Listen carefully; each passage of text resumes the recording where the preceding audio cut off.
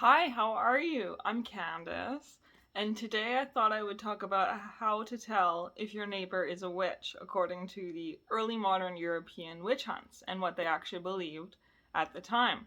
So the early modern European witch hunts took place for approximately 300 years between about 1450 to 1750. So I took a class on this topic in my undergrad degree, and so I thought I would just relay some of the information to you. So, just to start off, there is a disclaimer. This information is for entertainment purposes and educational purposes only, and it's not meant to be used to be applied today. So, just maybe don't do that. But anyways, let's get into it. Sign number 1.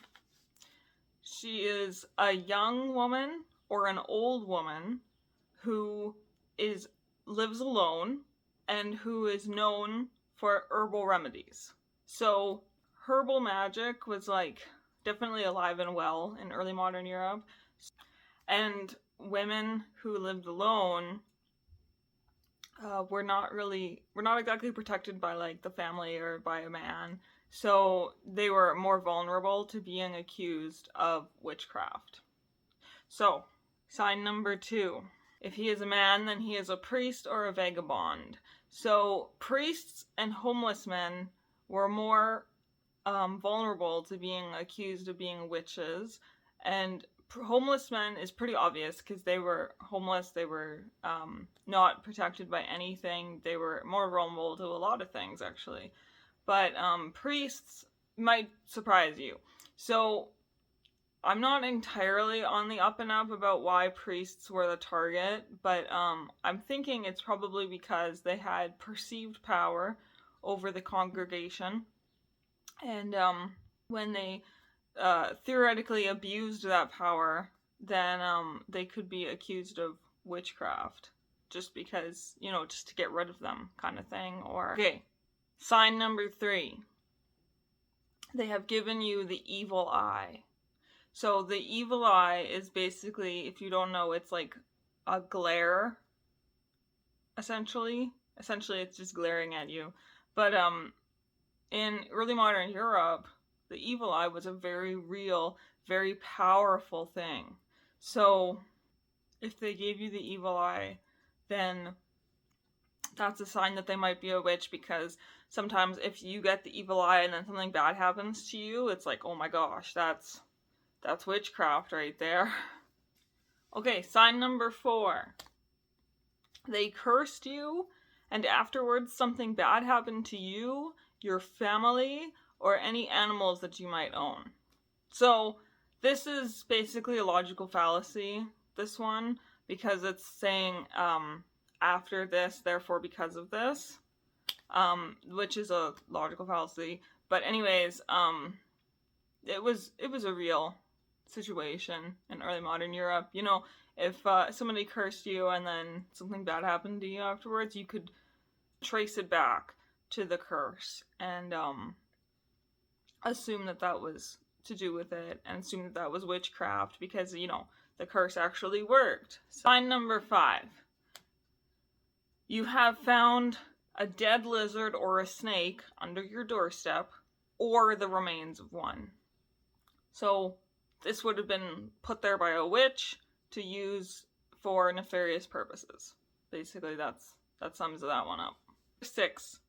You're infertile, or if you're a farmer, your animals are infertile. So infertility was seen as a curse of a witch. So there you go. Number 7. You've seen them flying through the air on a broomstick or on an animal. So obviously you might want to get your eyes checked, or they actually are a witch. Could be either. But anyways, if you do see them flying through the air on an animal or a broomstick, it's probably to go to the witch sabbat, which is like a witch party.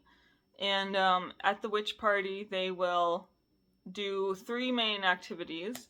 They do cannibalistic infanticide, so they eat babies, they have sex with the devil, and then they also dance naked. That one just doesn't seem very, just doesn't seem as inappropriate as the other two to me, but those are the three main activities at a witch sabbat, so that's where they're going if you see them flying through the air. 8. They seem to be able to control the weather. So, controlling the weather was classic witch stuff at this time. So, if you think that they control the weather, that could be a sign. Number 9. You've seen an animal skulking around their place. You know, an animal such as a rat, or a frog, or a cat. So, this would be their familiar. And the familiar to a witch is basically like, it's kind of like their pet, but also kind of like their animal companion, you would say. So sometimes they're able to see through the eyes of their familiar, and sometimes they're able to like turn into that animal. It really depends on who you ask. Sign number 10. We only have 2 more to go. Sign number 10 is you know others are wary about this person. So this sign is very vague, and I realize that it's not a sign that stands alone. So if you know that others are wary about them, but that's the only sign on this list, obviously they're probably not a witch, because if they don't produce any other signs, you know, they're probably just weird or something. But if you know others are wary about them on top of everything else, then they could be a witch. Okay, so the 11th and final sign on my list is you have reason to believe they've made a pact with the devil.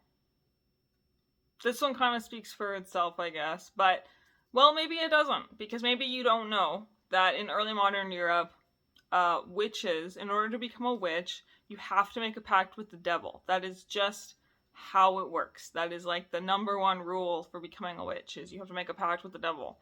And there were actually a few steps in this pact, and I will be doing another video on the steps on how to become a witch in early modern Europe. But just know for now that if you have reason to believe that they made a pact with the devil, they could be a witch. So, 11 signs, and if your person in mind exhibits 3 or more of these signs, the likelihood of them being a witch is high. So we're just gonna wrap up now. So if you're interested in reading more, I do have a couple of books that I used for my class. They're very handy. So the first one is it's called The Witch Hunt in Early Modern Europe by Brian Levack. So that's what it looks like. I'll put the information in the description. And then the other one, there are 2 books. The other one is the Witchcraft Sourcebook, edited by Brian Levack, so the same guy who wrote the first book. And a sourcebook, in case you don't know, is basically a collection of primary sources. So primary sources are pieces of information that were written at the time that you're studying in history, and not written after the fact about the historical period. So like letters, treaties, treaties would be one, treatises, essays about whatever you're studying. So this is what this one looks like, the Witchcraft Sourcebook. And I'll put an information on it in the description below. So I think that sums everything up. So just, look for these signs in your neighbors, but don't actually, because it's probably not the best idea to accuse people of being witches nowadays. Anyways, if you liked this video, then you know what to do.